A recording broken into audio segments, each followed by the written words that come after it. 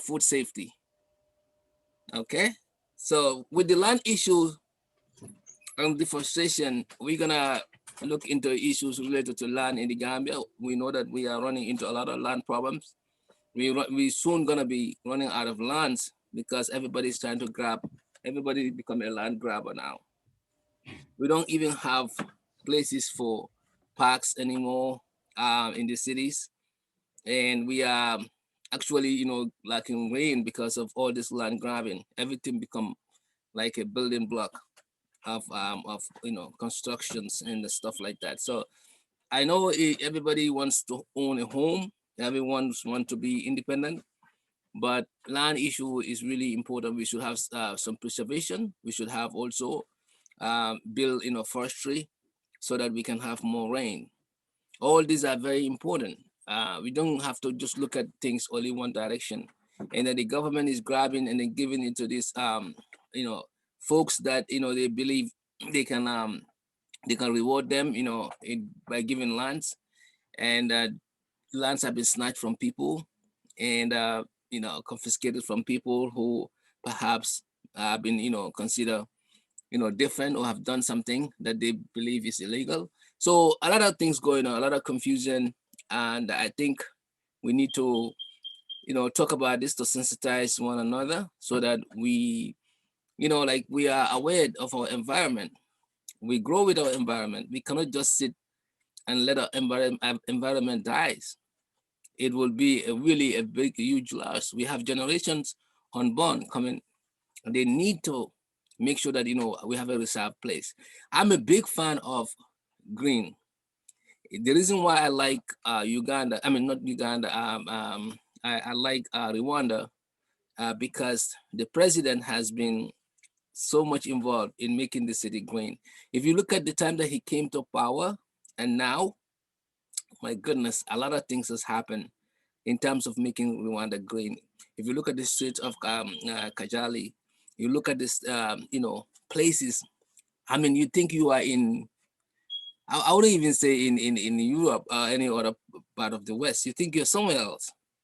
So we can do it if Rwanda that just came from a civil war about 20 something years ago can do it. We can do it. So it's highly important that we tend to preserve our environment. So I'm gonna let the panelists jump into this topic so that we can go in depth. Thank you, guys. Thank you, Mr. Sawane. You bring a very interesting topic again here, as usual. Yeah, in fact, from my point of view, this talk about the confusion about these land issues in the Gambia.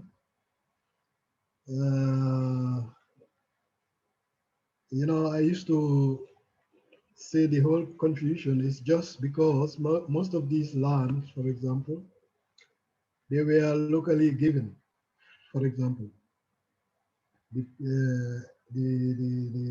locally given are the ones given from the alcalo or from people's grandpas or forefathers and something like that. So the government, through Ministry of Lands, they have their own plan also, and when they come with it, there'll be the confusion. Because the locally given, most of the time, the people who believe that it's their own don't know the actual activities from the ministry or from the government side. And that's where these conflicts are most of the time, because on the plan from the government or land's office, maybe they see that this place is free. So through that, they can even give it away as land, but locally, it's also somebody's own. This is a development which is not. It's just that we realize it now because of the dense population in the urban areas, as you said. people taking more lands, you know. We even hardly get forest now because everywhere is being built. That's where all these things try to come out. You know? So if land office come and say to some here is free, it should be free. If some will say no, my father gave it to me. So those days it was okay, but the government has something to say, and the government is not Barrow. The government is the Gambia, and tell you this place is the Gambian land. I mean place. So it's always a dispute. Yeah, the next thing is I think the government should try and yeah, make a regulation or an office extra, different from lands, even to regulate all these things, because there's a lot of confusion. When I used to hear it, and people going to court and without end, a lot of cases, and try to make so that they reform either this sector or they try to bring new laws. You know, I mean, the whole thing needs reformation, if you ask me.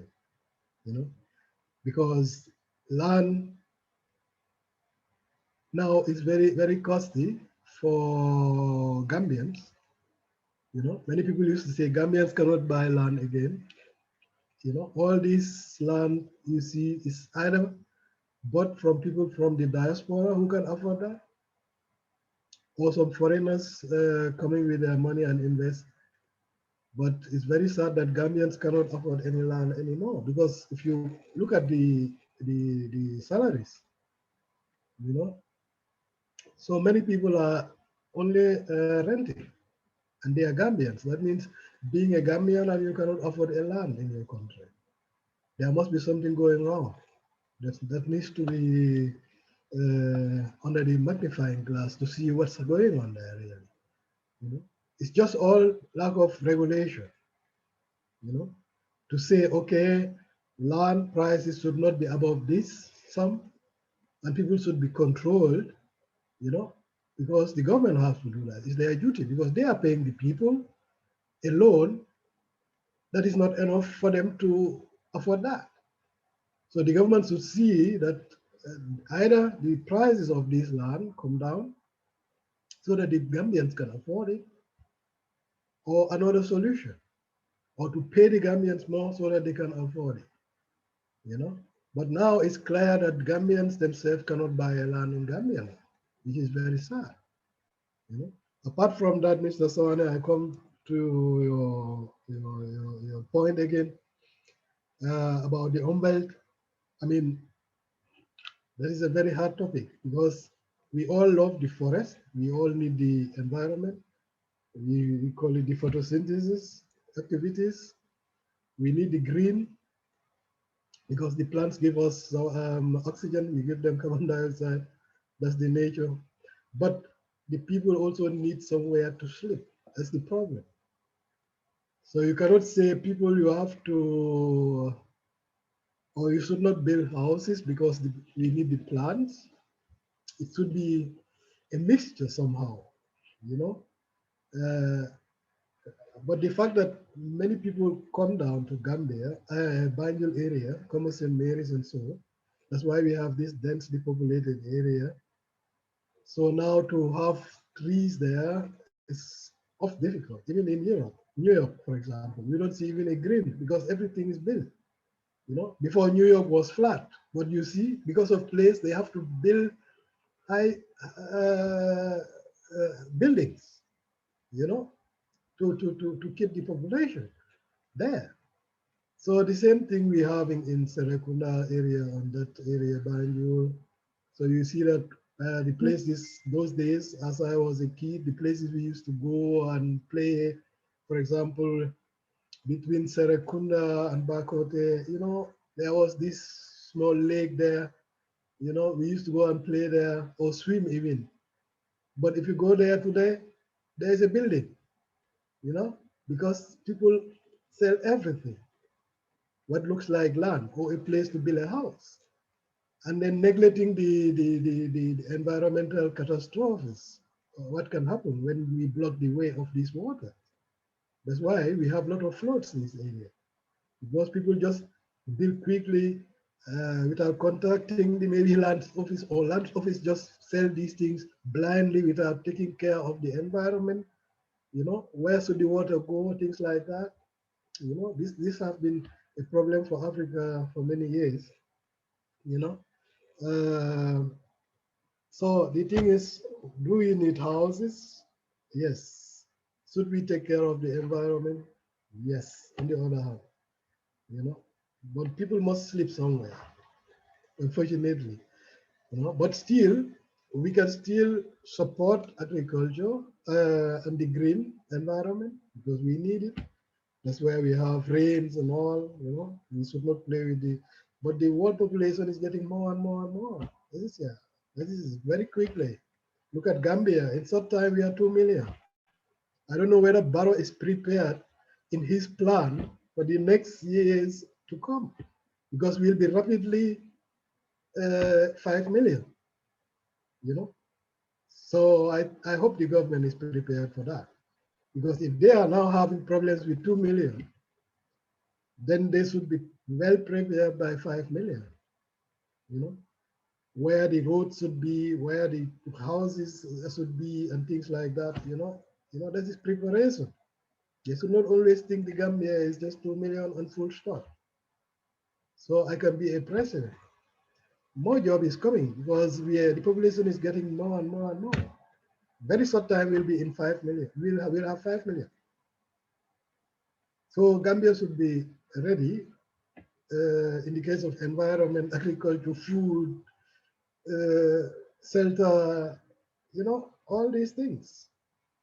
And I hope that the government has already his plans, or whoever is coming to save the situation. So, Mr. Sawane, I think I can give some now to talk about this thing too. Thank you. Thank you, Alice. Well, thanks, Alice. You quietly, you really covered quite a bit of that as well. Appreciate your input on that as well. So, but I am going to speak on this issue by looking at it at three different angles. One angle is the vision of the president, whoever the president is, and another angle is land issues that we have in Gambia. And the third one is the deforestation, our first. These are very, very, very important. This is why we need leaders that are going to have that vision, because a leader without a vision is really not going to take anybody anywhere. It's not going to take a country anywhere. We need leaders that are going to have that vision to look 10 years ahead, 20 years ahead. You're not going to be there. So, we're not going to be there. But what about the people that are going to be here? What can we plan ahead for them? How can we reserve our land for 20 years to come? Because if we're 2 million now, in 20 years to come, Gambia will be at least triple that size. So do we have enough roads? Do we have, when the places currently, I know say the Combo is already getting densely populated, there is going to be a time you're going to have every land occupied, and there's not going to be any place to build any more schools. There's not going to be any place for kids to go to the park. There's not going to be any place for a new village that starts over there to even build a mosque or build a church. There's not going to be a place for any of those. What about power plants? Where are you going to build power plants? Because you cannot have one power plant supply the whole country. So think about the infrastructure, the roads that are going to connect all these people and all these towns and villages. These are all the things that should be in the vision of a president. To anybody who is a president, you need to think about all of these and put some strategies in place that are going to stop occupying all our lands. Okay, so that's one area. So I'll leave that up there because there's really should be a good vision for a leader to think about all of these because we're in today, but think about tomorrow, what's going to come in 10, 15, 20, 30 years to come, and plan for that and set our country up to succeed, set us up for success. The other part is there's a lot of land disputes in Gambia already. People are fighting over lands. People are arguing over lands. People are taking each other to court about lands. That dispute need to be solved. When you have a leader and you have people that are fighting over certain things, it can end up being a tragedy one day if we don't solve that land dispute problem. The government need to take steps to make sure that the land issue get looked into, analyzed, look at the history, get all the evidences, get all the facts, and do the right thing. Uh, get the lands to the right owners without any dispute there. So we need to solve that land problem too, because if not, again, no leader should leave a problem behind.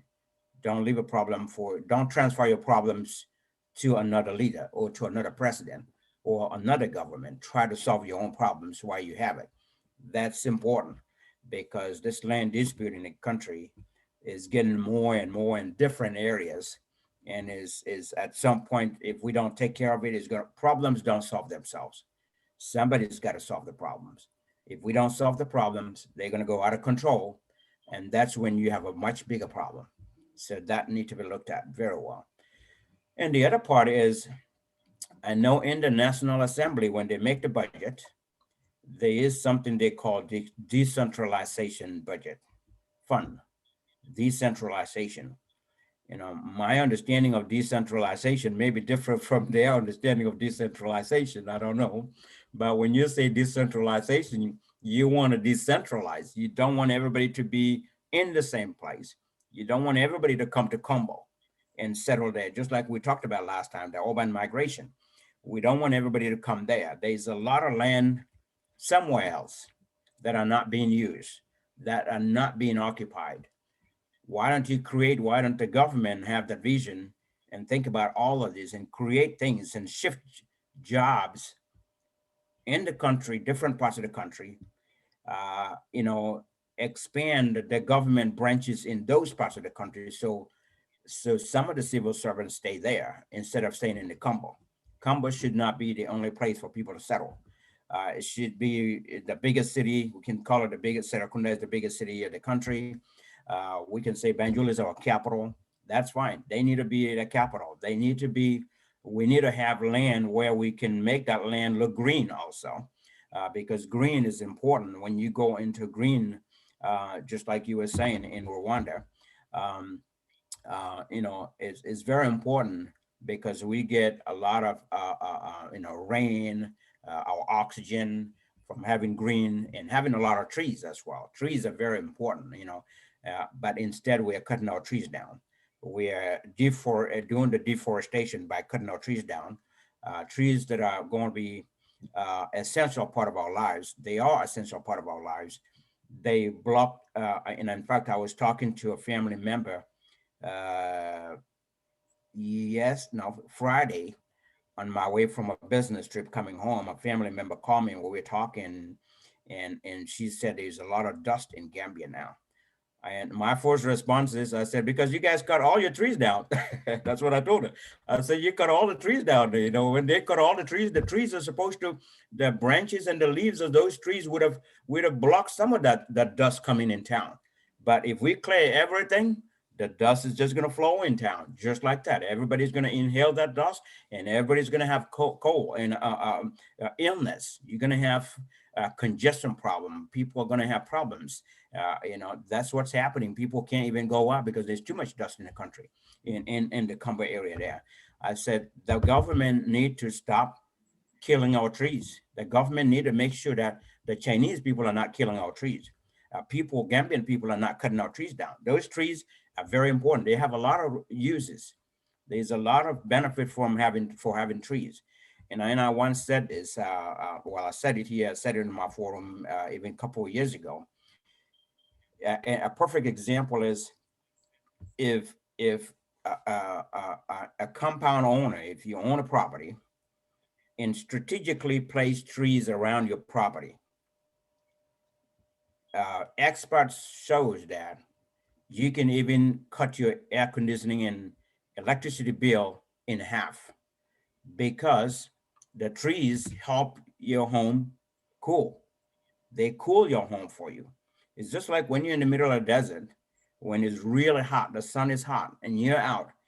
Even not in the desert, in the Gambia, you go in the upper river, you go in the province, you will see goats and sheep and donkeys all sitting on the trees in the middle of summer when temperatures are 95 degrees. You see all animals go, where do they go? They go sit under trees. Trees are very important. They provide shade. They cool things down. They block their carbon for us. They block all this dust. They block a lot of things. All the heat coming will be blocked by the trees. This is why animals go sit on the trees. They can't lay down in the middle of the sun when it's really hot. They want to find shade. So trees are very important. If you put shade around your home, you can really cut down your air conditioning bill because your home is not going to be as hot because your house is under trees. There's a bunch of trees surrounding your house. It helps you cool your property. There's a lot of reasons for this. And as a result, our government really need to take steps to stop um, people from cutting our trees and exporting them to China or to wherever they're sending them to. It's bad for us. It's really bad for our environment, and it's bad for our future. We need to instead plant more trees. And inside the capital city, Banjul, Serakunda, anybody that can plant a tree to do it. We need to plant more trees and create that green pasture in the whole environment. And of course, a good landscape will also provide a very natural, a green, natural environment where you can come in and every place is green, everywhere is green. We need to be able to promote that and have a better and healthier living conditions than what we are in now. So those are the things that I wanted to say, in those three aspects. Very important for our Sure. government to have a vision and think about all this and think about the future and do something now before it's too late. Yep. Thank you, Sam. Thank you. Thank you. Sam. Yeah. So just to add, to kind of like closing up what you guys spoke about related to the land issue. It's a lot of dispute. Sometimes even locally, we've seen some families fight over lands. If you've been around, I don't know, you guys probably older than me, but the days that I've been in the provinces, I've seen land issues to the point that families will come, especially clans in different regions will come and say, okay, this belongs to our forefathers, this belongs to our forefathers. They will crash, and sometimes they will come with cutlasses. I've witnessed that. They fight. I've seen one time I saw, a bunch of people been cut, in a fight because of all this land problem. I think we have to improve our the ways lands are provided to people with proper documentation so that land conflicts get minimized, and trying to also like avoid people selling lands that are already been sold. A lot of people run into that issue. I think with these technologies we have now and our system of government, they should look into ways how to make sure that we will not make a replica of documentations. Let everything goes through a central place, that these lands are tracked so that people don't have to sell and resell them to other people and end up duping other people's for money. This is really critical because we've seen it. Even some of the folks who travel abroad, they buy lands that are already been sold to somebody else, and we come home and got into this issue and back and forth, going to court. It's all a big mess. So there should be a proper channel whereby when you buy land, you you get the entitlement, you get the insurance, you get everything documented. So nobody, title search, nobody can go and say this one is sold by someone. You should hire a lawyer, get the title search, make sure that there's no lien against those properties you're buying. Make sure that those properties are not being sold to anyone. So this system is not in the Gambia, I'm pretty sure, but it needs to be looked at, because that will actually improve the real estate of our country in a way that people can own their property and comfortably sit with it. If you look at in the West here, before you get a property, it has to be tracked, the history of the property, or everything mostly is online. They have to do a title search. You have to hire, you have to pay for that. Make sure that nobody else, all the people who owns it and nobody else currently own it. Okay, if you don't do that, you probably, you shooting yourself in the foot. So you hire a lawyer to do that, independent person whose interest is just for your interest. And also, is there any lien? Has this property has been, violated, has had a lot of violations or fines? And we don't see people doing that in the Gambia. I don't even know if there's a fining system there, which is, another way that we are losing revenue, because everybody who owns a home should be following a specific protocol. If they don't, you can get money by charging them. The government can have, assign, folks to go to make sure that, people who don't clean in front of their house or who don't maintain certain orders according to regulation can pay fine. And these are all revenue. We are losing a lot of revenue out there because we don't have a proper management system. This is all has to do with leadership. We have a very huge leadership deficiency. We are not collecting right taxes. I've had my home for 5 years or so. Nobody even bothered me for taxes. It's not that I couldn't pay, but perhaps I'm not in the Gambia, so I didn't even, bother to pay. But they should have come to me and then say, gee, your house hasn't been paid for for months. For years. So you need to pay your taxes. But that's not even happening. So again, we don't have a proper way to document things, and then it results to a lot of land issues and land conflict. So I think, these are some of the things that, some of the areas that the land office should be looking at, put some regulations in place, kind of make people, also limit on lands, because people are buying a lot of, one person can end up buying too many lands. For what? You're not gonna live in all those. You gotta leave some for others. But if you letting one person come being greedy and bought all these lands, and now there's a scarcity of land, this person has to make millions. Isn't that fair to our people? Limit people to 1 or 2 lands, that's it, if possible. So that everybody who wants to buy something can buy. And foreigners are also coming in abundance to the country, grabbing lands. The country become a land grabbing environment. Grab here, you grab here, you grab here. At the end of the day, we're gonna have nowhere to grab. And once we grab, we don't plant trees. See, that's my problem. I don't have any. Alice, you mentioned something. Even in America here, they build, but guess what?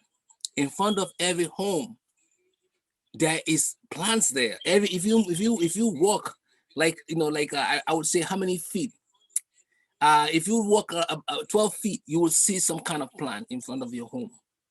So the government is forced to plant stuff. So it's not like they build but they don't plant. No, they are planting trees like crazy.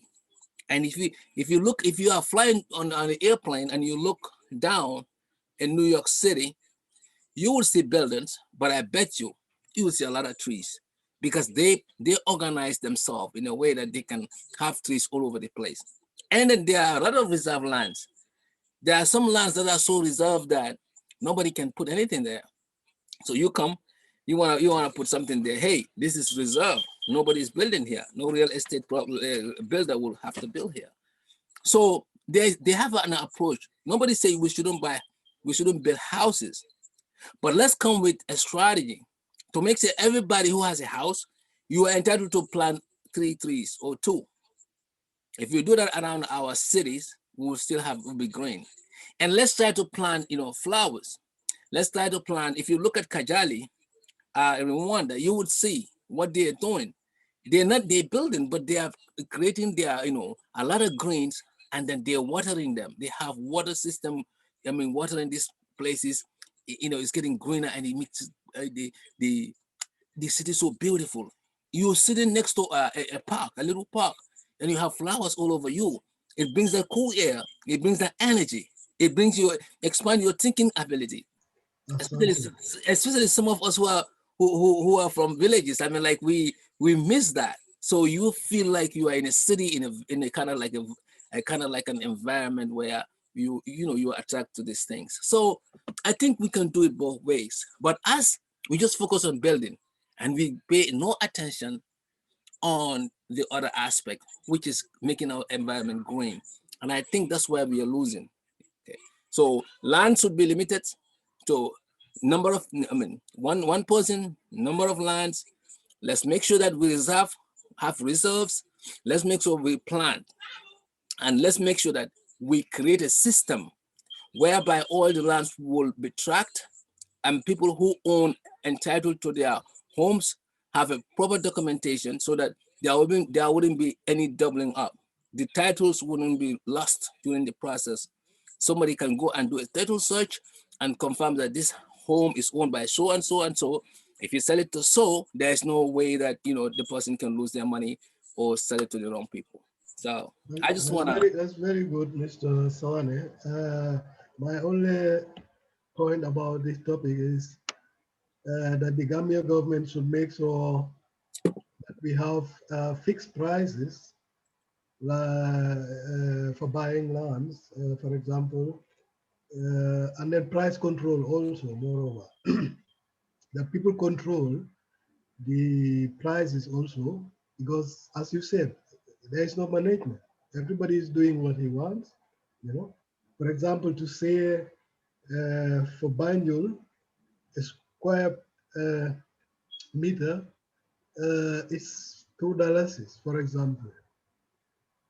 For Serekunda can be 3, Bakau 4. Doesn't matter. Or they take a fixed price for all combo areas. For example, to say $5 is square meter for a land. Doesn't matter where or things like that. Or where the people need to live most, you can adjust it maybe a little bit higher, but not a big difference. But we don't have all these things. That's why everybody, the prices are going very high and very rapidly because there is no price control. If you buy it from some today, $10, you're hoping that next time when you sell it should be 20. So the next person coming to buy that is going to buy it at 20. He's also hoping to sell that more because nobody want to lose. You understand? So within a set time, is the price already 100? Because all these people want to get very fast money because they all know that there is no control. That's where the government should come and say stop. So as from now, a square meter should be, for example, this price. And then to see the development, later they can adjust it or reduce it. You understand? But like this, there's a lot of confusion, not only just because of the local land issues and these conflicts, but when we come to price, that's why Gambians cannot afford now a land. And that's the fact, which is very, very, very, very sad, you know? Because when a land was costing $20, is today you have to pay millions in this short time, because many people are trying to make money out of it. It's a big business, it's a good business, you know? And the president cannot say much because he comes from there, you know? Maybe they are his friends and relatives also. Maybe he has the problem to talk, or maybe they don't even think about it. Maybe it's not even something what they even thought about it, but it's very necessary so that Gambians can start to afford land in their own country again, because things are going very, very rapid and very fast. That's why now only foreigners can get it. That should not be the Gambia. I'm just advising the government to open an eye in these sectors also and try to give the Gambian people the chance to live in their own country also. Either they adjust the salaries, which I don't think, but then to make sure that there's a price control and they can gear it down so that the people who are receiving less with their salaries can also afford it. You know, in the Gambia, there are a lot of people with very high positions. They cannot afford a land in Gambia. They only have to rent. you know. So I don't know whether the government even talk about it or thought about it, but it's a good point to Right. yeah, saw a red flag. Okay, thank you. Yeah. Yeah. Yeah. Okay. So Sam, you have anything to add to this land issue? Yep, just the last thing to add to that is just it all comes down to leadership and and what you were talking about, Mr. Swane, is is something that can be accomplished with a computerized system. And I've always talked about Gambia getting out of pen and paper and go to computerized system. A computerized system, you can track a lot of things. Anything can happen, and you have a backup place. It will help you track lands, and one land will not be sold to multiple people, and all of that. I've once said that in my forum as well, but I won't get too much into that. But a computerized system, and also getting the right people in the right places is important, because what we're talking about now, if the government, when it's important, when a government is putting a minister of local government and lands in place, they need to think about someone that can make that change, that can take us to the next level, someone that can move Gambia from where we are now and take us to the next level. Then the next government comes in, they also put somebody else in there that will also move it to the next level. This is how we can progress. Otherwise, you put the wrong person in the wrong place, they will even screw it up more. They're not going to do anything. They're good for the country. So all of these are very important, and important for the government to really pay attention to that, because if we do, we can accomplish a lot. And one thing I'll add to that is, um, see, that's where the person in charge will think about, demarcation, get every place demarcated to make sure that we have our reserve lands there. Nobody can sell them. They are there for the future. Let's save some land for the future. Let's save some land, some areas for what we're going to build a future on, something else that is going to come down the road, 10, 15, 20 years down the road. Schools and parks and things like that. Colleges and universities, a lot of things that can happen. Roads, but also to think about how we can manage all of these, thinking about the future is very important. The future is very important, not what we're in today. We need to think about the future, and really put, talk to the National Assembly members. Let's look at, we cannot compare. Sometimes it's good to compare Gambia to other countries, but sometimes if you look at our size and where we are, there are certain things we cannot compare ourselves with other countries. We need to think outside of the box and come up with something that will prevent foreigners from coming to buy too many lands from our country. And then our great grandchildren come up and they have no place to stay because foreigners occupy all of our lands. We need to think about that. That's all part of the vision for the leadership to really keep in mind. So that's what I wanted to add there. Thank you. Okay. Thank you. Thank you. We have Thank some you, Sam. we have someone who called for food around food safety. Something happening in Serekunda. So I'm just gonna call the person to join while we introduce the topic. So Very good. the second segment is the food safety and health. As we know, like our country, we have issue when it comes to food safety. Our foods are not properly stored, and we have a food safety expert here. Sam can give us a little bit in depth on that. He can go on and go on Right, that Sam. the whole day. So I'm gonna call this gentleman, but Sam, you can go ahead and then I don't need to introduce this. You can perhaps lead us through this. Yeah, sure. Get that. I'm curious to know what that person was calling for. So definitely get them on the phone. Yeah, he And said something about Serekunda market, the kind of foods that are there. yeah, Even like, a dog would not eat them, and people are consuming. I'm calling the person now, but yeah.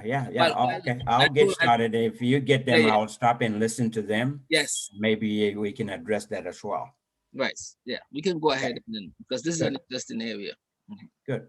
Well, food safety is really in my heart. Is one area that I specialize on very well, and in America here, of course, I am a certified food safety instructor and a registered food safety examinations proctor. So I'm an instructor and I'm a proctor as well. I have a dual role in food safety, and I can do this anywhere in the United States, all 50 states. Um, it's very important. There's a lot to talk about in food safety, and I cannot talk about all of them here. So I'm going to try to summarize and kind of hit the key points there. When it comes to food safety, we think about food and we think about safety and what are the hazards. So that's when we talk about what are the hazards to food, what makes food bad for people to get sick when they eat that food. Um, food safety hazards comes in three different forms. You have biological hazards, you have physical hazards, and you have chemical hazards. All right. And those also can be broken down. When I say biological hazards, the biological hazards also come in four different forms. I can break them down. And those are the bacteria, virus, parasites, and fungi. These are the things that really can make food bad, to make people sick, or can even kill people. Bacteria, virus, parasites, and fungi. Mostly bacteria and virus. Mostly. All right. Chemical hazards are just the chemicals that we deal with, all the cleaning chemicals that we use, any type of chemicals that we use. When that chemical, for some reason, finds its way in food, can contaminate food and make people sick to a point that somebody can die. Wow. Physical hazards are the hazards that people either accidentally or intentionally put in food for somebody to eat and die, or kill them, or get sick. As simple as your hair dropping in food when women are cooking and not covering their hair drop in food, that's a physical hazard. It may not kill anybody, but it is a physical hazard. Some physical hazards are natural, like for example, the bone from a fish.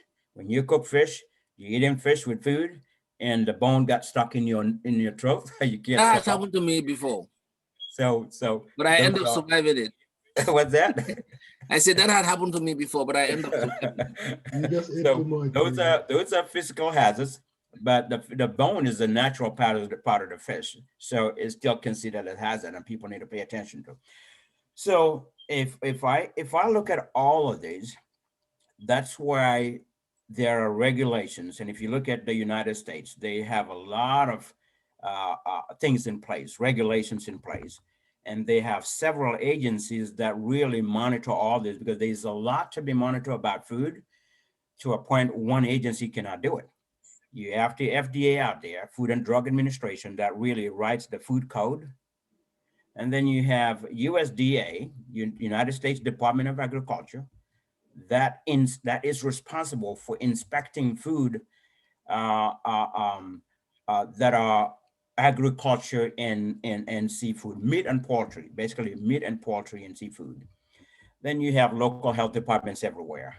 So if you think about all these agencies, and you have CDC, Center for Disease Control and Prevention, all these groups, these institutions work together to maintain food safety, to make sure food is safe in our country, or the food that we eat is safe.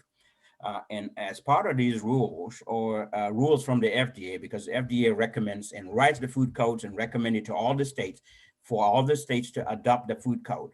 Every state can add their own little thing to it to make it even more stringent, so that food safety is a priority for every place. That's why in America, a health inspector, a health department can go to a place just like that and see very critical violations and then shut the place down, just like that. And the one good thing about them is, it's not like Gambia. You call the person on the side and fill their pocket with money and they let you go. No way. That's not going to happen in America. That doesn't happen. Not that I know of. I'll put it that way. I've never heard anything like that, that a health department inspector has been bribed to allow a place to continue in operation. Because when that happens, they're gonna serve unsafe food to people. People are gonna eat and either get sick or they can die. And one thing that ruins any business reputation in America is called the foodborne illness outbreak.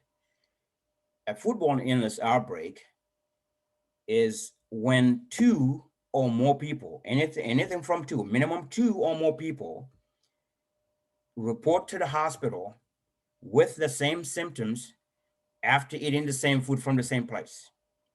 So two or more people report to the hospital, maybe even with diarrhea, just diarrhea. Okay. Both report to the hospital with diarrhea, for example, meaning the same symptoms after eating the same food from the same place. That will be considered a foodborne illness outbreak because when yes, go ahead. Yeah, sorry. So when it's one person eat a food at a place, now other people have not, have also eaten the food, but it only affect this person. But this is the last food I ate, and perhaps this is the one that caused the problem. Well, what would you call that? At that point, that will be an isolated situation. It will not be considered a foodborne illness outbreak because an outbreak takes place when there are two or more people, because there is no way that a food can be bad if you have a salad in a restaurant or in a buffet that people are eating and only one person gets sick when that food has something bad in it. That is bacteria or virus that really contaminate that food so bad that it makes people sick. It's going to make multiple people sick, not just one person. Does that make sense? Well, yeah, it makes sense. But what about if those other people's reaction to the food is kind of more, their immune system is more sophisticated, or their body kind of, Yes. they feel something, but they don't feel just like sick like the other one. Right. That's why I said it will have different. That's when they go to the hospital is going to determine that after they run their lab tests. Because in fact, before hospital even also declares a foodborne illness outbreak, before it's declared, what happened is when you have two or more people report to the hospital after eating the same food from the same place, what happened is the first person comes in, the hospital will do all the due diligence. They will register the person in, check them, get their samples, take their urinary samples, and run it to the lab real quick to make sure that what they ate had nothing to do with what caused the sickness. If that is what happened, then a second person comes in, complain the same illness, okay, or with the same symptoms, they will run the same thing. Now, that's when they're going to link to her. After they get the lab results, they're going to say, okay, both people ate the same food from the same place. It has something to do with the food. Their lab results are going to link that to the food that they ate. That's when they will call the health department, and the health department will go and shut that business down immediately. And that's when television stations also show up. All the news media will be out there and reporting with their cameras saying, here we are live reporting from so-and-so. We have two confirmed cases from the hospital by the health department that these two people ate the same food from the same place and it was linked to so-and-so food. So it will be a foodborne illness outbreak. That's when an embarrassment comes in. Everybody stops going to that place. Everybody stops buying food there. It ruins the reputation of the place. It closes their business in some cases, if not really becomes a downfall for them. So let's talk about some of the things why food doesn't, how food become unsafe. Well, food becomes unsafe anytime it's contaminated with on any of those things that I mentioned, biological, chemical, physical hazards, mostly biological and chemical hazards. So that's why there is something in place called HACCP.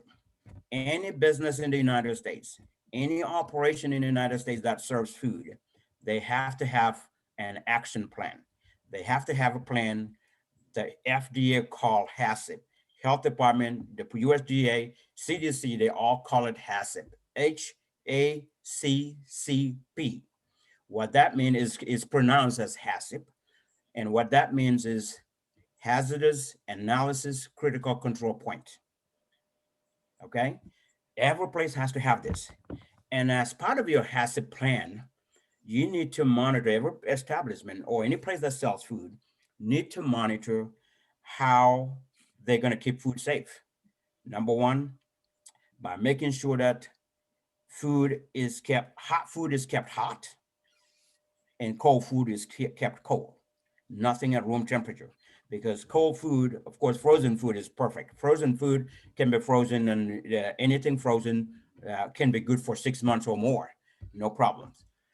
But cold food that's not frozen, something that's in the refrigerator, has to be kept at a minimum of 41 degrees Fahrenheit or lower. It cannot be past that.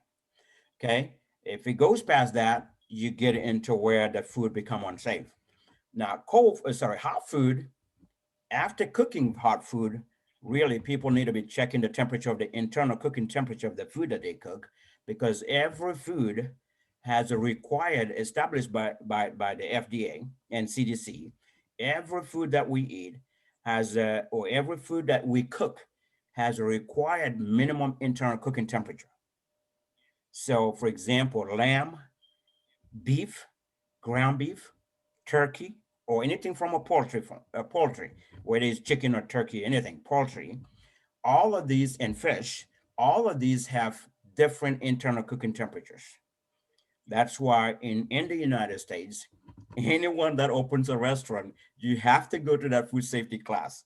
You have to go through that class to go through that training and get certified, so that you know all of these, so you can prevent food from becoming unsafe for people, so that all the cooks and the chefs in the kitchen knows that when you cook poultry at any time, chicken has to reach a minimum internal cooking temperature of 165 degrees Fahrenheit.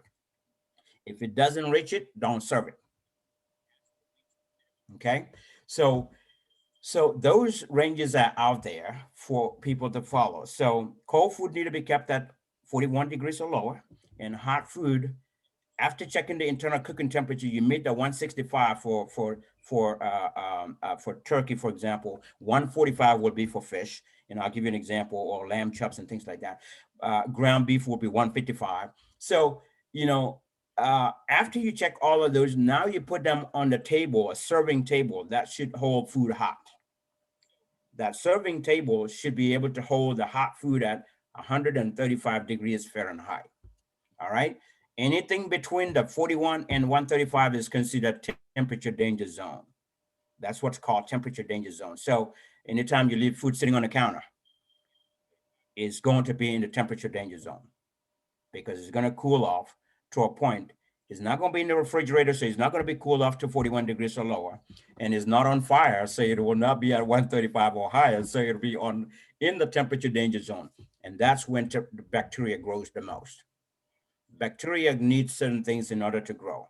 And in food safety, we call it FATTOM, FATTOM. Food, acidity, time, temperature, oxygen, and moisture. Bacteria need all of these in order to grow. And most importantly, what we can control is the time and temperature. Time, how long do you leave food at the temperature danger zone? And what temperature you're going to leave food at. So these are two critical things that people need to make sure we follow. And there are some guidelines. I'm going to go out of this part, because when I talk about bacteria and virus, they're so complicated that, I've seen people coming from college, they come to my class and I teach them food safety and they fail. They fail the test because there's so much in there. It's very complicated, and you have to have at least 75% to pass that test.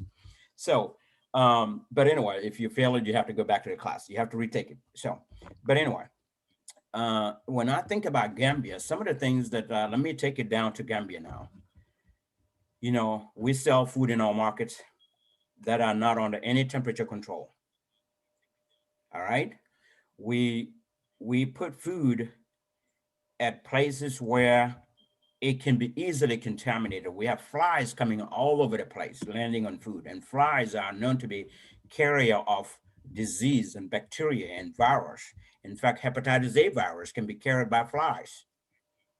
Oh, That can be really? carried by flies, and the way it happened is somebody with the virus who is a carrier goes to the toilet, all right, especially in Gambia, some people will go to the toilet and the outside. You know what I mean? So, and flies land on that toilet, they carry that hepatitis A virus from there. They go land on your meat that you're selling in the market, or the mango that you bought from the market that was never washed. You grab it, you take a bite without washing and eat it like that. You can get yourself that virus.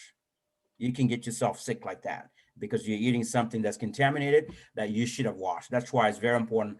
All products, food that we eat that we don't cook, it's very important that we wash them. Fruits and vegetables.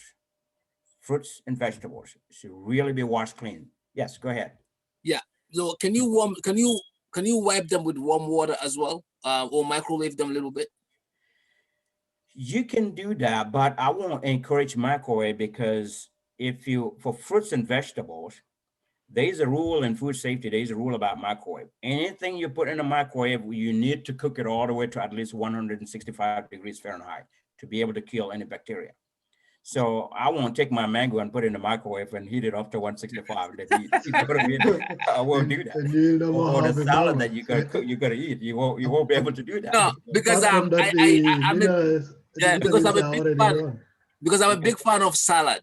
Salad. And I always think about this salad being not being cooked, and I have to eat it. Yeah. So what I usually do is get at least a warm water, not like a boil. So I'm just trying to find out if that could help, and wash it with that. Yeah. Warm water may be okay if you're going to eat it. If you're just going to be eating it soon. But best thing with salads, when you get them, you bring them home, you wash them thoroughly on the running water. Let the water run on them and flush everything down. Wash everything down. Whether it's bacteria and virus, the water will wash it all down. And for salads, if you're not going to eat them immediately, you really need to put them in the refrigerator so they are under 41 degrees. Right. Yeah, but they shouldn't sit outside. After washing, it's always advisable to use how to call it, acid. You call it acid, vinegar. Vinegar, yes. Yeah. Yep. Because vinegar can kill them and is at the same time not poisonous to us. That is correct, because many vinegar people used to use that also in the Gambia. Yeah, people will use that. I've seen people washing salads or putting vinegar on onions and things like that. Yes, that's good because that's one thing that will also kill bacteria, and that's why we have what we call sanitizers. Sanitizers kill bacteria and virus from surfaces and food contact surfaces, but at the same time, they are safe for people to eat and not get sick. It all depends on how much you use though. Everything has a measurement. Right. That's why, yes, everything has a measurement. Too much of anything could be bad. But, if you go to Gambia, people are selling food really on the floor. They're putting stuff, laying mats on the floor and putting food on it. That also is a no-no. Because according to the food code, everything has to be at least 6 inches off the floor. So you've got to have a table raised off the floor to be able to put food on. You cannot sit food anywhere on even a bag of rice. Really, technically, you shouldn't sit it on the floor directly because it's food is going to be consumed. Health department. The good thing is the bag of rice is like dry food, and it's something you're going to end up cooking anyway. But in America, if a health department walks into your store, you have a bag of rice sitting on the floor, they're going to tell you, lift it off, get it off the floor, at least 6 inches off the floor. They're going to advise you that first time. They come back another time and you still have them there, you're going to have a warning or even a fine for it. Sam, I just wanted So Sam, what about if it is like short term? Because I read that even if something drop on the floor, if you pick it up within 20 seconds, you probably would be safe to eat it. 15 seconds. People say 15-second rule. So yeah. But Yeah. but I heard bacteria is people say the bacteria, same and thing because the when it's chances are it's not been there too long. And there's a chance that within 15 seconds, bacteria or virus will not get to it. That's the rule of thumb that people use. But what I tell people, if you drop something on the floor that you're gonna eat, really wash it first. It really should be washed so that whatever gets on steady. it, you should wash it down and then eat that, if you're going to eat it.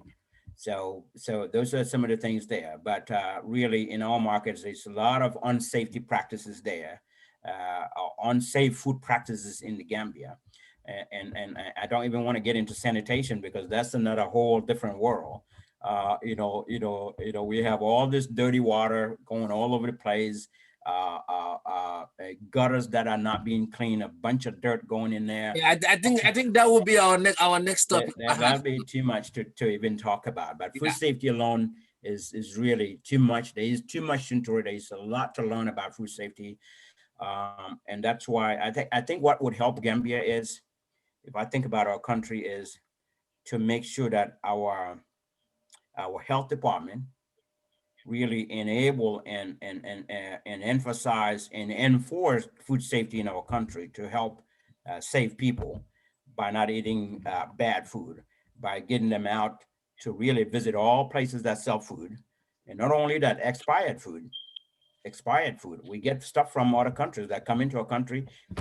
They sit in shops for 6 months, a whole year, not being sold. They go expire. And in fact, I've seen where the expiration date has been tampered and they change the expiration date to something else because that shopkeeper is greedy and does not want to write that product off. They want to sell it and still make money without realizing you're messing up with people's lives. Because when that is expired, it's very dangerous. There are certain bacteria that grow in canned food, especially canned goods, and they create something called botulism from a bacteria that can really even kill people. So it's very, very important. Our government stressed that no expired food be sold in our country.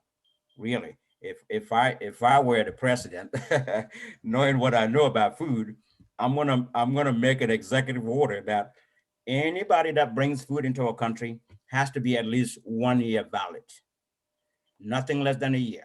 That way we have a chance, we will not take a chance of selling anything expired. And I'm gonna enforce that the health department, really, I'm gonna mobilize them, give them motorcycles or vehicles to be able to inspect every location to make sure that the rules are strictly followed. Nobody sells anything expired. If you sell something expired, first time we write you up as a warning, and the second time we come in, you're gonna get a fine. Hey, that's another way to collect taxes, right? We're gonna get you a Yeah. fine, and you're gonna have to pay those fines. So no compromise on people's food safety. Yep. So Oh, I'll leave it open. I don't know if you were able to get the person in Gambia or so, but Yeah, I'm trying to still get hold of answer. him, but I have a bunch of questions since you are an expert yeah. in this area. So, but let him allow Alas to come in if he wants. I have questions. Um, somebody want to ask question? No. The guy, I called him, but I didn't get him yet. So Okay. you can go Now, ahead. what I just wanted to add to Sam's is very right. The government should make sure, or the Minister of Health, before it used to be, I could remember those days in my school time. We used to have people coming out, as you said, Sam, from Quadrangle. Mm-hmm. They used to go. I got a sister who was working there. She's no more living.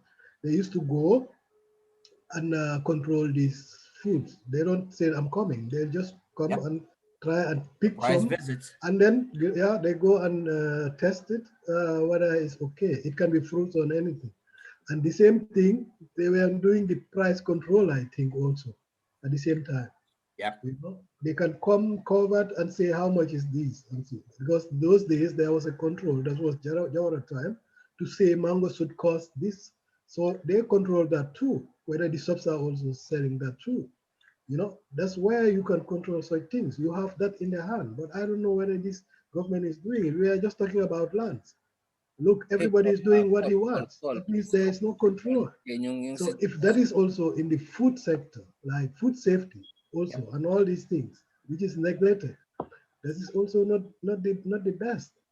Because when the people are sick from this food, they are going to cost the government again money, because they are going to be sick. They have to go to Royal Victoria. You have to treat them to save their life. That is also a cost. So they can reduce it by making these people at the Ministry of Health to do their job. They go, as you said, with motorcycles, go and investigate and control the price control for especially, to make sure that some people are not selling things 3 times the price. What the normal Gambian not cannot afford, I wanted to say more about this because we are saying about 6 inches above the floor. Yes. Yes. I just laugh because I saw pictures in Birkama market. You understand? Yep. Even if you take 10 meters ahead, I will tell you it's still dangerous. It's still poisonous. Yep. Because they are selling here and here is the gutter. My God, you should not look at these pictures. Yep. You see. So, and these flies, they have a way. When they are from there, they can go on the mangoes, things like that. And then from there, the next person who comes to buy that, you can just imagine. And these are the things, I think it's because of the level of education. People are not teach about all these things. You see how we go with coronavirus. They laugh at you because they cannot imagine what is a virus. What can a virus do or bacteria? You understand? So we definitely need people who are educated and go and inform these people in their languages and in a very low standard so that they can also understand what's going on. Because if nobody is doing it, what would it be then? Who is going to tell them that? How can you sell fresh fruits 1 meter away from where I cannot just, sorry, to say that. And that is in Gambia, in Birkama market. It's one of our biggest states. Yep. Yep.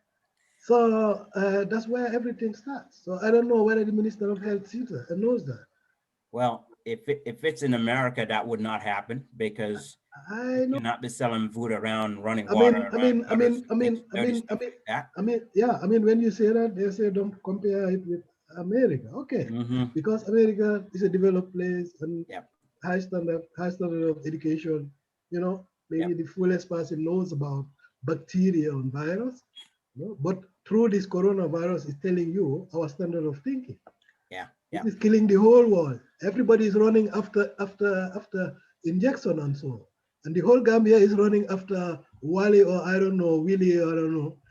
So that is telling you the standard of way of thinking. Yeah. We are not afraid of bacteria or virus. And when it happens to someone, the fact that they don't know what is virus and bacteria, they will start to run to marabouts. The devil are after my daughter. All sorts of nonsense. Yeah, that is it. So, and in the same way, we don't respect what you explained, Sam, about bacteria on food, virus. First, they need to know what is that. Yep. Many people know only date. But they say jams make black man fat. Yeah, because they don't know what that can do. You know what's happening. Because we used to say that as kids also. On the other hand, the scientists, they say that it's not bad that the body knows, or the cells knows about know about this bacteria art also. It can get you weak, and when you recover, you'll see that they know it already, so they'll be a little bit resistant. You understand? Even here you used to have it. People who live with their kids in the cities, sometimes they took holidays. They take holidays and go to the farm area with their kids and let them play in the farms with the horses and all, just to make sure that their body even knows about this kind of, it's dangerous, but it's just a way of getting them resistant. We used to say that, but if you eat a lot of bacteria you know, or you have infected food that doesn't help you. Yep. You know, that can be critical. You Yep. know, if you don't mind, you can even die out of it. Yep. So that means jams didn't make black man fat, but jams kill black man. You know, That the way it works too is sometimes the way it works is that's why I said in the acronym FATTOM, food, acidity, time, temperature, oxygen, and moisture. Um, it's critical because bacteria needs all of those to grow, and most importantly for us, that's why I said there are two things we can control, and that is time and temperature. Because bacteria multiplies themselves after every 20 minutes. So if you have one cell of bacteria in food, you can eat that, may not be okay. You may not be sick because it's only one cell. It's not a whole lot. The more time you give them, the more they're going to multiply and really contaminate the whole food. Unfortunately, you can't see them, you can't know, you can't smell them because you can only see bacteria or virus through microscope. So people don't know. You just grab food and eat it. It all depends on how much you eat, how much bacteria is in that food when you eat it. So people can get sick. Sometimes they may not necessarily get sick. That's why the time factor is very important. How long do we allow food to stay in the temperature danger zone? And I remember back in the days, and I can guarantee you, people are currently getting sick from food poisoning just without knowing it because nobody is going to test. Nobody's that's it. going to the hospital to get tests when they start vomiting. There is a reason why you're vomiting. There is a reason why you have diarrhea after you ate. There is a reason. Something happened, and you don't know what that is, and you won't know until you go to the hospital, and the hospital won't know until they run a lab test on you. So all of these are already there. And I remember back in the days in my childhood, we go to school and we come in and eat lunch, and then we go play soccer all evening, come back and eat juggernaut, we I eat know. that, and without even warming it up, we just eat it. And once in a while we get fever. We get fever. We will start vomiting, and then the next day we're okay. Nobody All of knows. those are symptoms of foodborne illnesses, because like I said, there's no way we were testing them, but really that's why there is a rule of thumb. The law says if you have food sitting in a temperature danger zone, that's not under any temperature control, not in the fridge, not on fire. 4 hours is your maximum. If you have food sitting anywhere that's not in the fridge, not on fire, for 4 hours, you need to throw it away. That's the rule. Throw it away. Don't eat it, because 4 hours is plenty of time for bacteria to grow into that and make that food really bad. So But I that's why think it's some important. we have also in the Gambia. I don't think the problem is even bacterial, but chemical poisoning. Oh yeah, Yeah, chemical. Yep. I think that's the That's most we have, and many Gambians neglect that and don't know that that's why they are sick because they yeah. don't realize it. If I go to the shop, I'm hungry, I buy bread and then I say sardine, you know, and this sardine, some people don't even look at the date. Yep. That's the problem. Yep. People don't look at the expiration Expiration date. date, and Yes. then people who look at it sometimes they even see a false date. And they You still buy. understand? Yeah, because maybe it's 2 years, but the shopkeeper changed the date. So these are the Very two bad. things we have. That's why That people are that's dying that should be against poison the law. without knowing. Yeah, people are dying Yeah. with food poisoning without knowing. Yeah. Yeah. Just That because the should be one is against the law. criminal and the other one is doesn't know. Yep. You Yep. understand? And Yep. these are That's the why I things the said the government health should take department need to steps. be going out to inspect. Like you said, in Jawara's time that was happening. And if you find anything that has a tampered expiration date, that should be against the law. It's a violation of the law, and that person need to be really documented Right? and prosecuted for doing that. Right, Need to be right. But held accountable. you first have to get people who are going outside and controlling that. But when they have the feeling that nobody is after them, because how often do we see some people, they just come from Mauritania and make a shop open and say it's apotheke. Yep. You know, it's apotheke. You know, it's apotheker. They ask, if you ask them, they say no, I don't learn it, I don't know. So that means these people are taking this medicine just as a product just to make money. Yep. They don't care whether what they are selling is good or not. They don't even know sometimes what it is going to kill. For them, it's making money, and that is happening in every corner in the Gambia. Nobody is ready to look at it. That is true. That's the danger, and people are dying. Yeah. So I think that is. I plan on volunteering when I go to Gambia. I want to volunteer and go use any media platform, any television station. I don't mind sitting there and really talk about food safety to people, just to bring public That awareness will to be food great. That safety. will help. And so people understand sometimes they're getting sick. They don't know why they get sick. It's because of what you're eating, so all of that stuff. So I have that in my plans to do that. Hopefully the next time I go to Gambia. So we'll see what happens. Yeah, Yeah. that is So good. It's a I good haven't. support. Yes, I haven't found, but I just you just coming in to say something on this quickly. Famara, because he has some ideas. He just text me now. He said Okay. it's okay to come in, and also I called the guy, but he did not. But the thing that the guy was saying was that in Serekunda, Mhm. there is a lot of food there in the market that even your dog, you wouldn't let your dog eat those foods, Yep. and the Yep. people are consuming it. It looks like we are in double trouble here. We don't have our situation is very funny. We're not eating the right food, and we don't have the right medical facility to counter that. Exactly. So that's why we are in a very bad shape. At least if you are eating bad, but you have a good medical infrastructure in place, a good hospitals, perhaps that can help. But you're eating poorly because first we are not eating, we are importing everything. We are getting expired food. I'm glad that you guys said that. And this expired food is a problem, even in the West here. I have to be honest with you. Even here, if you go to the supermarket, they prolong the they prolong the expiration date. I'm telling you, I've seen, like perhaps like a few. I've seen. I had a lot about that, whereby they go to the stores. The store owners, they want to make more money. They cannot return those foods. Instead of throwing them away, they went and take the expiration date and then extend it 1 week. Nope.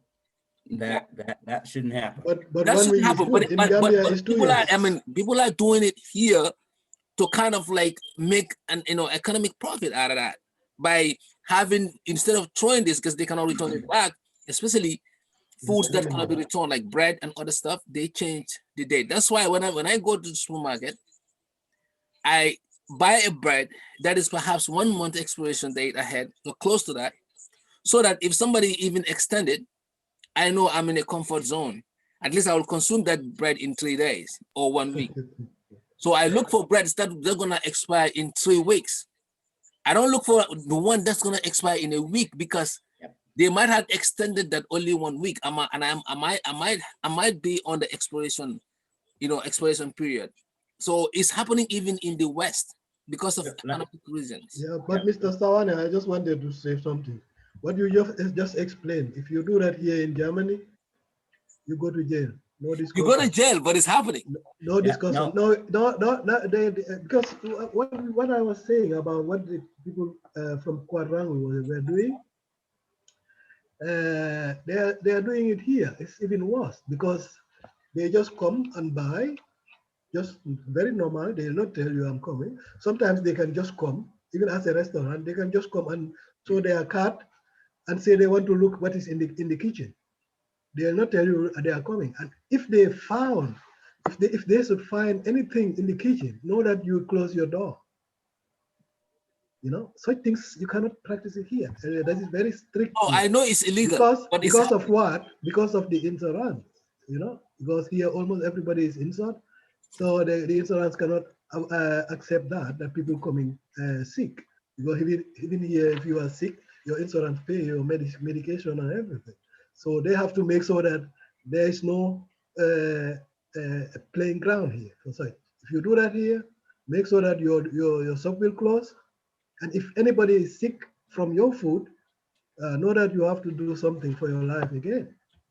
That's why Yep. I support the system here. It's strict, but on the other hand, it's safety for the people.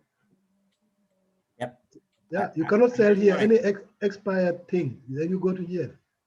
Yep. I want to add something to what Sawane was saying to make sure that you're not confusing it. I want people to understand it also, not confuse something with the expiration date. Here's what happens in stores. And of course, food safety is one of my areas of expertise. That's why I am my company's food safety consultant for all of our Midwest stores. And I oversee food safety in now 430 stores, okay, in the Midwest, even though I can't go to all of them. So, but, I have people that report to me, and I'm actually hiring 4 more people that is going to cover more of the stores. But anyway, what I wanted to say is sometimes you will see a different date stamp on something. Here's a reason why sometimes that happen. The FDA rule is if you have a frozen product, okay, something that came frozen and you kept it in your freezer, the day you take it out of the freezer, you will have to change the expiration date and make it valid for 7 days. When you take it out of the freezer, you take frozen stuff out of the freezer. Now you only, even if the expiration date is 6 months ahead, the moment you take it out of the freezer, you have 7 days to sell it. So people will take regular handguns and these price markers and put a different expiration date on something they put out because it was in the freezer. And when it's in the freezer, like I said, it's valid for at least 6 months. But once you take it out of the freezer, you have to change the date on it and not keep the current expiration date on it, because that will be misleading to people, since the law says once you take it out of the freezer, you only have 7 days. 7 days, including today, the day you took it out of the freezer. So you count today as day one, then 2, 3, 4, 5, 6, 7th day. That's the date you need to stamp on that, and so that it will stay safe. FDA consider that it will be safe after 7 days without being in the freezer, now in a refrigerator. So that's why that 7-day time limit is also there for all of us. Actually, if we prepare food and keep it in our refrigerators, and not in the freezer, but for refrigerators for 7 days, and we didn't eat that food, we need to throw it away. That's where that rule came from. We need to throw it away. So I know not everybody is doing that, or not everybody is aware of that rule. People may have food in their fridge for more than 7 days. They didn't know. They're going to lose quality of that food. Food may still be safe because it was under refrigeration. There may not be any bacteria in it, but the rule called for 7-day maximum in the fridge, and then you get it out. Yeah. Especially I think I agree with that, because I have put some food, I tested that out. My wife cooked some domoda, and I put it in the freezer. Right. After 1 week, Yep. even though the place is cold, Yes. very cold, Yep. and it end up spoiling. So I asked why. I asked myself, because it's cold. It's not frozen, but it's cold in here. Yep. But I realized that this what you just said, after certain number of like days, it will say, hey, I gave up on this food. Yeah. Yeah. And I mean, if I it's go not. if I go to our stores, like I said, I visit my company stores at random, and they don't know when I'm coming. I just walk in, and when I go in, well, of course, my area is food. I go to their food service area. I go to the sandwich case and pick up sandwiches and randomly pick expiration dates. Pick sandwiches and look at products. If I see anything that's expired, I pull it out of the sandwich case, that case. I pull it out, and I call their attention and say, I call the store manager and say, you need to write this off. I can pull them all out and say, write this off and throw them in the dumpster. They cannot be sold, they expired. And then I will tell them, you need to be going around and checking from the milk door all the way to anywhere food is. Anything that's expired, it's got to go. That's it. If it is here, you are going to court. That's why these people don't play with it. Right. In the Gambia, Mhm. it's true, we cannot expect the same thing. Yes. But as Sawane said, here you have a problem. Yep. Because where we have no medication or good medical health, we Yep. are the people who should take more care. Yep. But it's the other way around. That's why I'm always surprised. How do we think? Or are the people not informed? They You have know, the it's the wrong people Minister in of wrong places. Health. It's the Minister of Health not doing enough to throw the information to the local people or inform the people, or what is going wrong. Because I have the feeling that many people are not informed about the whole No, thing. you're right. You're correct. You know, when we talk about bacteria, virus, and so, because many people are used to seeing something before they can even believe it. And virus and bacteria, we cannot see it ourselves with our eyes. You know, you need a microscope or any other thing. Yep. You know, so this, I think, this imagination is very difficult for such a people. You know, Yep. that's why. But this have been in Africa for a long time. That's why many people always run to marabouts and and they make full their pockets also. Because they don't know something happened. My child is having fever, 30 degrees, 40. Begin to talk nonsense. Yep. So what should I do as a mother or parent? Because you are not informed about high fever, bacteria, virus. You don't know all these things. You know, So the exactly. only place Africans based that was, the devils are after him. You have to go to the juju man and drink this water nonsense. Yeah. Till we start to educate our kids, they used to go to universities and so and try to know exactly why is this. But before, we don't know a lot of things, what is behind the scene. That's why we were crazy. That's why we believe more on these jujus and nonsense. If I told that it was to make a country rich, then Africa will be the richest in the world. You understand what I mean? Yeah.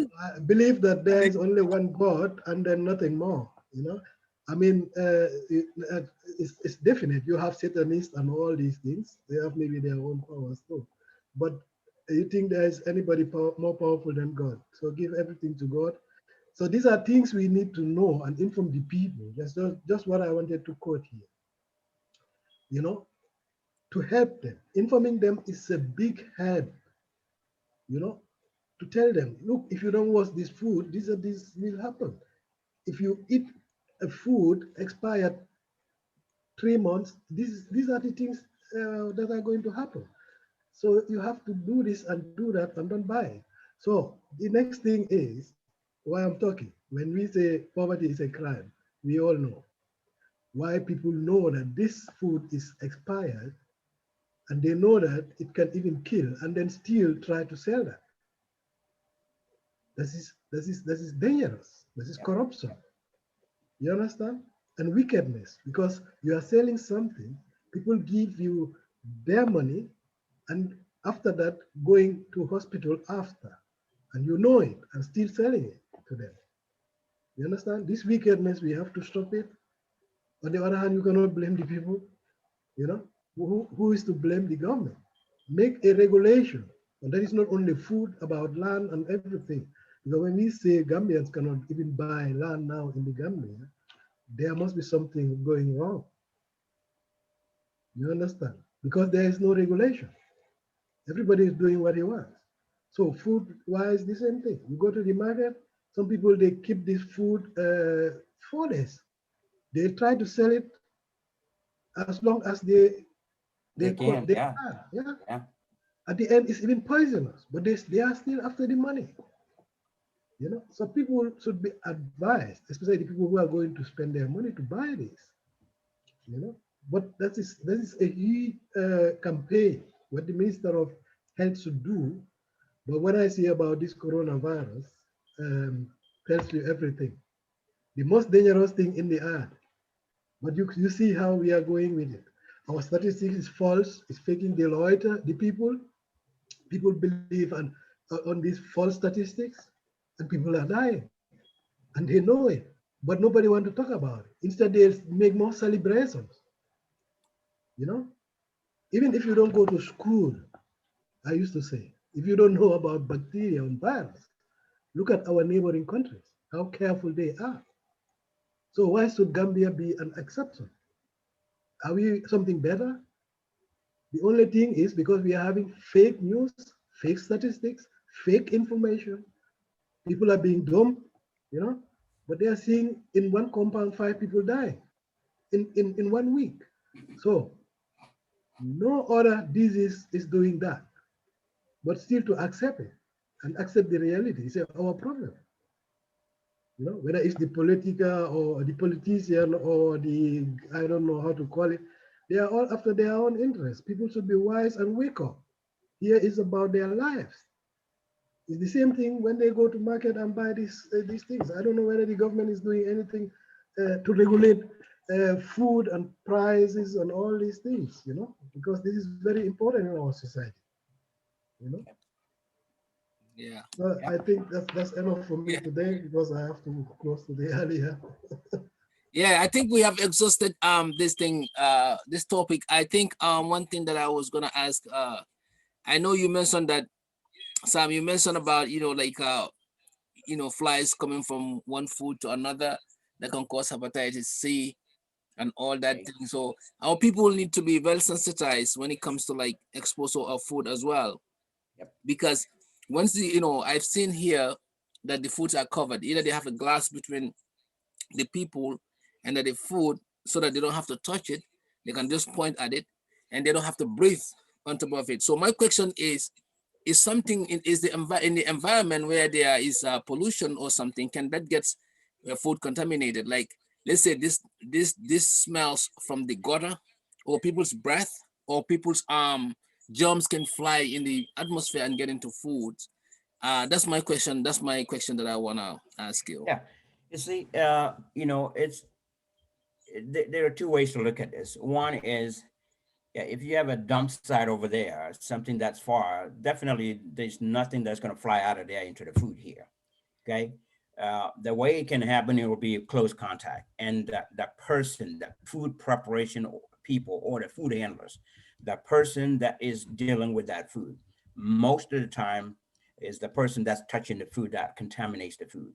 Yes, there could be, if there is wind and dust is flying over, anything can be in that dust and get on the food. What really helps us the most in Gambia is because we cook the food. When you cook food, there are two things that really kill bacteria and virus most of the time is um, cooking or freezing. If you cook the food, even if it has bacteria in it, you bought meat from the store that has bacteria. If you cook it and you make sure that you use a thermometer and check the internal cooking temperature of that meat and make sure it gets to at least 165 degrees Fahrenheit, you can kill that bacteria most of the time. So Even cooking will virus. kill it. Freezing also will kill it by putting it in a freezer and freeze it all the way to ice.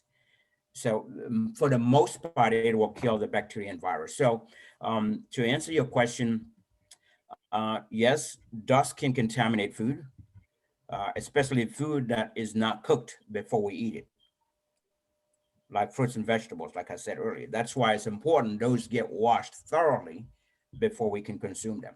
But yeah, the what is flying around, the bad smell and all that, that's part of our hygiene. It's not good for our hygiene. May not necessarily contaminate food, but unless somebody touch it somewhere and then come and touch your place.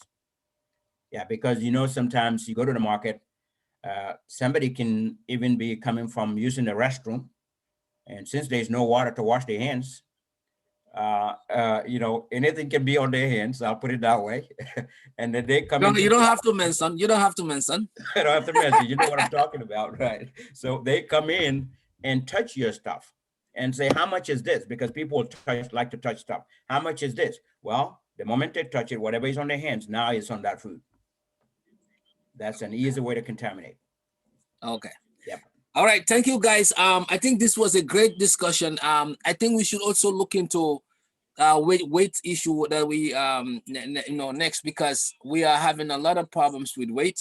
And when you talk about weights, is something that we can discuss this offline, but it is very important. I think that's area that we kind of like deviate from, which I think we need to discuss, because of all these foods that we consume that are not that are processed is killing us. I mean, people are, even myself, I gained couple of pounds. So I think that's another That's the area that corona. the That's the corona also lockdown. You keep have us to be indoors. careful. So I think if we can have somebody who can come, I'm trying to reach out to someone who probably Get come somebody in the medical field that can really yeah, talk help about us that more. talk about it. Yeah. So next time, that would be great. And of course, Okay. sanitation is an area also. But Yes. thank you guys. I mean, like it's a lot to discuss, and I'm pretty sure some people have put some comments here. They said that washing salad with water is best. Public hygiene. Somebody also said that we should get our governments involved in helping financing some of these things, because just by and sensitizing it, just by leaving people by themselves is not enough. They should take some guidance by sensitizing people. So yeah. Very good. Definitely. All right guys, thank you so Thank you. much guys. Yeah, thank you. Yeah. Alice, thank you, Sam. Thank you both. Americans. Yeah. Bye-bye, Americans. Yeah.